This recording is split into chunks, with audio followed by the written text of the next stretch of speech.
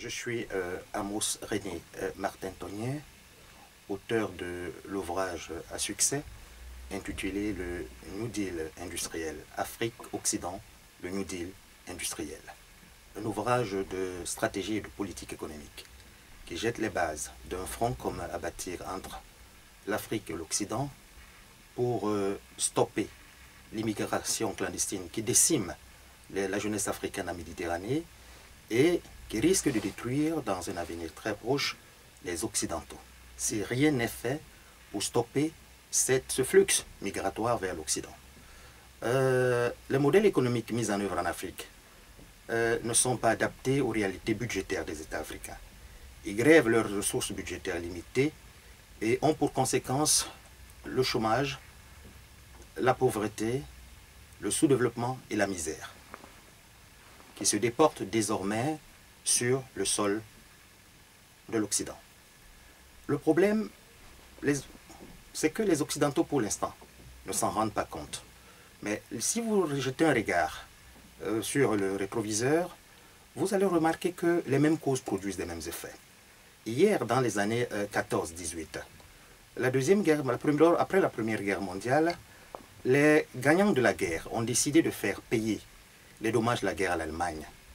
Et l'Allemagne n'ayant pas les moyens de payer, ils se sont servis des matières premières allemandes pour faire tourner leurs économies. Ce qui va créer la rareté des matières premières aux économies allemandes et créer la montée de l'extrême droite. Et c'est ce qui va fabriquer Hitler avec l'hécatombe qui s'en est suivi en 39-45. Et c'est ce qui risque de se passer aujourd'hui. Parce que l'économie, en fait, fonctionne comme dans un système de vases communicants.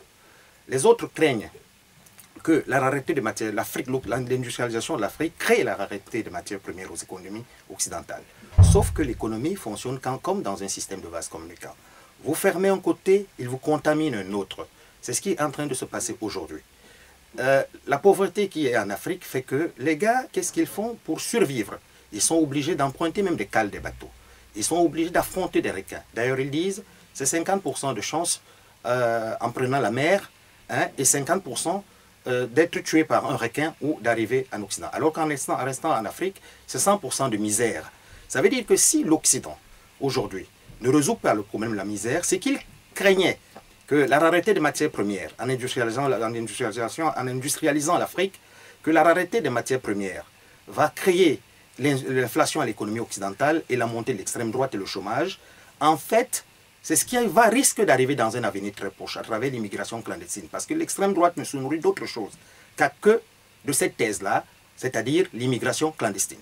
C'est pour ça qu'il faudrait qu'on joigne nos mains, les Occidentaux et les Africains, qu'ils mettent en place un front commun pour faire face à cette difficulté commune qu'est l'immigration clandestine qui risque de décimer, qui décime même actuellement les Africains et qui risque de détruire les Occidentaux. D'où l'objet et l'intérêt de cet ouvrage, Afrique-Occident, le New Deal industriel.